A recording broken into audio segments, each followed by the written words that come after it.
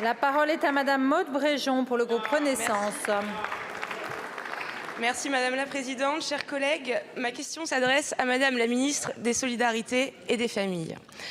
Madame la Ministre, la précarité qui touche de nombreuses familles françaises est rarement un hasard social. Au contraire, elle se transmet d'une génération à l'autre.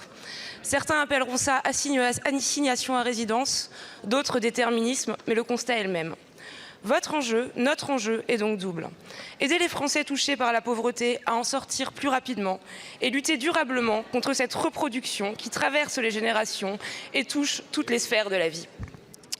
Si notre modèle social fait partie des plus robustes et des plus redistributifs au monde, et sans jamais omettre tout ce qui a été réalisé ces dernières années pour protéger les Français, la réalité que j'ai décrite précédemment est accrue par les crises que l'on traverse, et notamment par la crise climatique.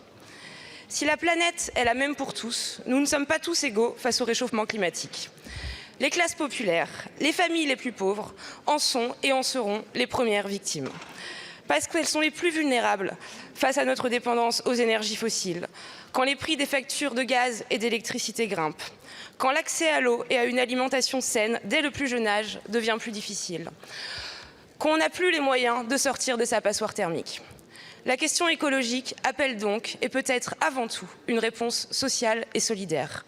Loin des discours moralisateurs et inaudibles pour tous ceux qui vivent déjà dans une sobriété subie, pouvez-vous nous dire concrètement, Madame la Ministre, quelle action comptez-vous mener pour permettre aux familles les plus modestes d'y faire face dans le cadre du plan Solidarité que vous portez au sein de ce gouvernement? Je vous remercie. Je vous remercie, Madame la députée. La parole est à Madame Aurore Bergé, ministre des Solidarités et des Familles.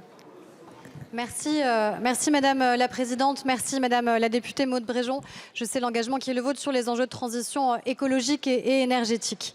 Vous l'avez rappelé, malheureusement la pauvreté, elle se transmet aujourd'hui dans notre pays de génération en génération.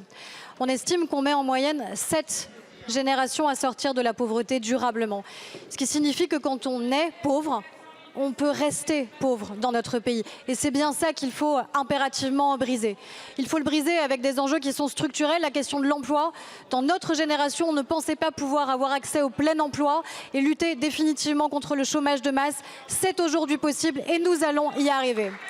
Et évidemment, il faut aller plus loin pour faire que le travail paye. C'est tout l'enjeu de la conférence sociale portée par la Première ministre et par le ministre du Travail. Puis vous l'avez dit, il y a la manière avec laquelle la transition énergétique peut, de manière différente, toucher les Français. Et aujourd'hui, on a une forme de double peine qui touche les personnes qui sont les plus vulnérables dans notre pays.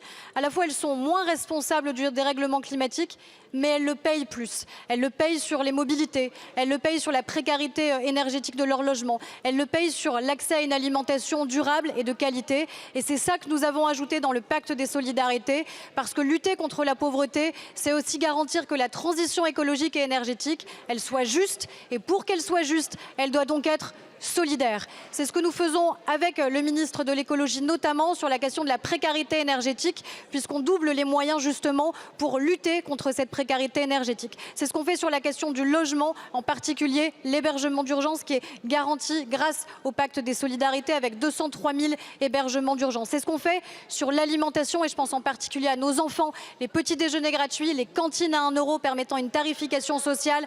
C'est la garantie que nos enfants aient accès à une alimentation saine et de qualité, parce qu'on n'étudie pas bien si on étudie le ventre creux. Donc oui, notre engagement, il est total, évidemment, dans la lutte contre la pauvreté dans notre pays. Je vous remercie. Je vous remercie, Madame la Ministre.